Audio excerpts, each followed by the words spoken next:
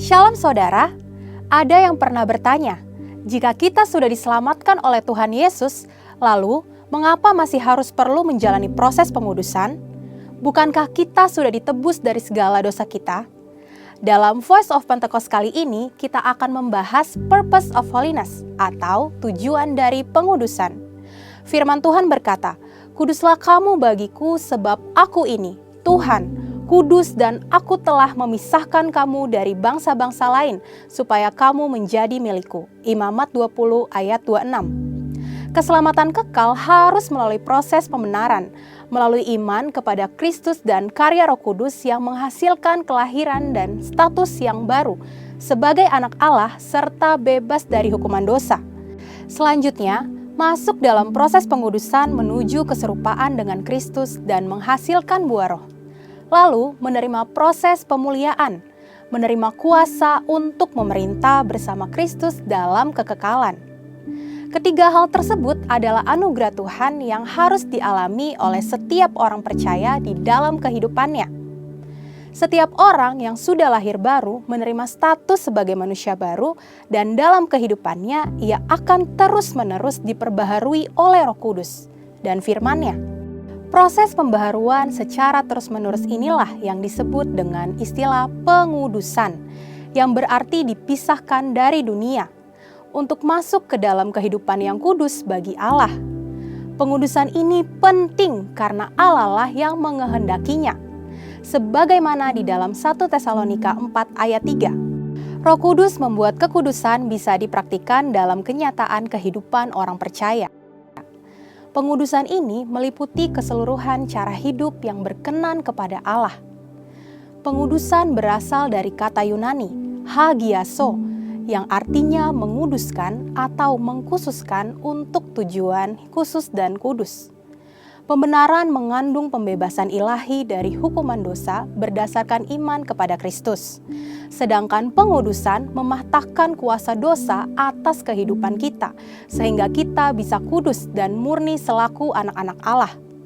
Sebagai manusia yang masih hidup dalam daging, kita tidak bisa menjadi kudus dengan kemampuan diri kita sendiri. Karena itu ada beberapa hal yang kita butuhkan untuk senantiasa hidup dalam kekudusan.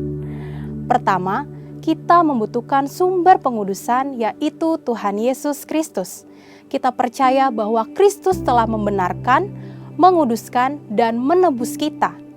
Kematian Kristus tidak hanya memiliki kuasa untuk membenarkan, tetapi juga kuasa untuk menguduskan. Kedua, kita juga membutuhkan firman Allah, karena firman Allah yang menunjukkan jalan yang harus kita tempuh di dalam proses pengudusan.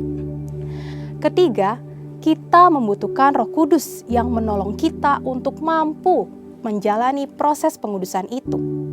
Tidak ada jalan pintas kepada kekudusan, baik jiwa, roh, dan tubuh harus disesuaikan dengan Kristus. Untuk apa orang percaya menjalani proses pengudusan dalam sepanjang umur hidupnya? 1. Memenuhi rencana dan kehendak Allah dalam hidup kita.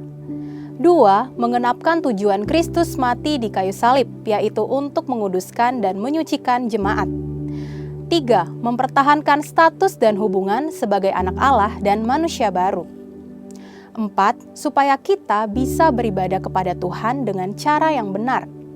Mempersembahkan tubuh sebagai persembahan yang hidup dan kudus adalah ibadah kita yang sejati. Dan hanya orang yang murni hatinya akan melihat Allah dan tanpa takut beribadah kepadanya. 5. Memelihara diri dari yang jahat di tengah dunia yang semakin rusak dan mengalami pertumbuhan rohani menjadi semakin dewasa dalam Kristus. 6. Kekudusan mendatangkan perlindungan, berkat, dan pemeliharaan Allah sebagai Bapa. 7. Memiliki kekuatan untuk melawan dosa dan iblis, serta menjadikan kita berfungsi dengan baik untuk kerajaan Allah.